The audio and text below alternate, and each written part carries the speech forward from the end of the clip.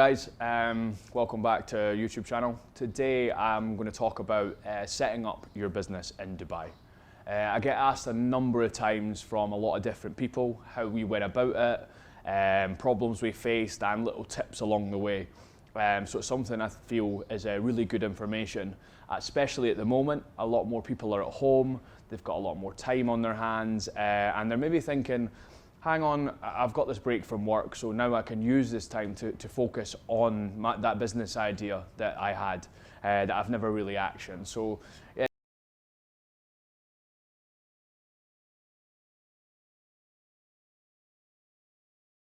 what I get across today is going to be little tips and sort of bits of advice we found along the way that has really helped us as a business. So the first thing to think about is your idea. Basically, you need to sit and think, is this idea viable? Can I make a business out of it? And really, is it going to make a difference? Like, do people need this? So the first thing is talk to your friends, talk to friends of friends, sort of like tell people the idea and sort of gauge their interpretation of it. I'm not saying if they all hate it to don't go ahead with it, because plenty of people got laughed at when they had ideas for businesses, and they're some of the most successful people in the world. But just sort of gauge and see if this has been, if it's well received, and it'll give you a sort of a good idea of how to proceed. So look at your competitors, get a feel for what they're doing, and then think, how can I do this better? Add your own spin to it. Think about what your unique selling points are and how your business is going to be different than theirs. If you start with that and all of these points are well received and you think you can still progress, I think you've got a very good standing to proceed with your business plan and to get this business off the ground. The next and probably the biggest thing in Dubai is the funding. In other places in the world, like the UK, you can set a business up overnight. You register and you're done, you can start trading. In Dubai, it's a little bit more complicated. To set up, you need to go through licensing, you have to find a premises to register your office from, and then you've got the banking stuff to deal with. So just have a think, is this going to be viable to me? Do I need investment? Or can I do this myself? Another key factor in this is the time. Things tend to take a little bit longer in Dubai than they do elsewhere. So just think, if you've got a period like now where you're off, this could be the perfect time to apply. Or have a think if you've got the time to focus. Us, for example, it took us around a month to get properly set up with our licensing and to get established in a co-working space. So just think on the timeframes and where you can go from there. We set up on a free zone license, which was really apparent to our business activities. We were able to proceed and it came across quite well. There's other options such as getting a local sponsor, or you can go through different avenues. Talk to the guys at VirtuZone, talk to the guys at Nook. There's loads of people that are there to help, and you pay them for the service. As I said, it usually takes around a month, so be patient, but once you get it, it's all worth it in the end. Another very important thing is selecting your business bank. This is really time consuming. For us, it took us nearly 3 months to get a working and active business bank account. Big things to consider as well are huge minimum balances in the UAE. The average account, you're talking at least 25,000, maybe 50,000 minimum balance. You don't have to keep this all the time, but you can incur fees for doing this.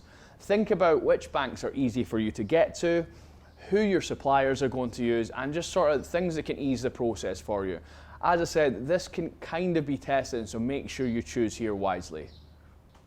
Okay, so now you're licensed, you've got your bank, you've got your premises, it's time to start. During that whole period, you should have been thinking about your branding, your social media, and your website. Everyone needs to follow a nice, strong brand. We want to see something that we can relate to, it's relative to your business, and it comes across as trustworthy. You can build this trust through putting out relative and quality social media content. If you're getting this out to the people who are going to be your customer base and hitting them where they need the product or where they need your service, you can't go far wrong. Another thing to think about here is your website. You have to have a modern, clean and respectful website. Most people nowadays, when they hear of a business or want a service, we Google it. To Google these services, the first thing they see is your website. It's your shop front. It's the first impression. So make sure this is done well and it's really apparent to your brand. Another big point is use your network. we've got a huge amount of business from going out and actually meeting people. Dubai is a very sociable place. You want to go out and meet people, go to events, go out to bars, and just get talking to people. At the end of the day, people have came to Dubai to make money. We're all here for a similar reason, and everybody's sort of open to talking.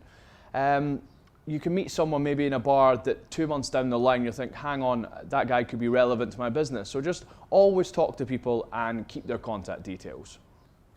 Moving on from networking is also use community groups. A huge factor for our business is Brits in Dubai.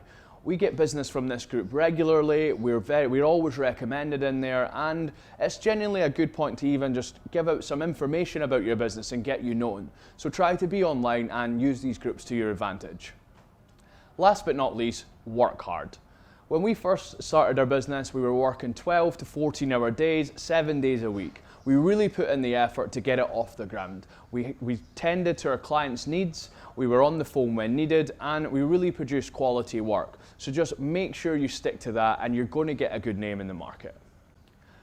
Thanks very much for listening today. I really hope that these points sort of help people. I wish we'd had something like this at the start. It would have helped us a little bit more. It would have maybe streamlined the process. And if anyone does want extra advice, you can feel free to ever contact us for little parts on this. As always, if you could click subscribe, it'd be much appreciated, and I look forward to seeing you next time.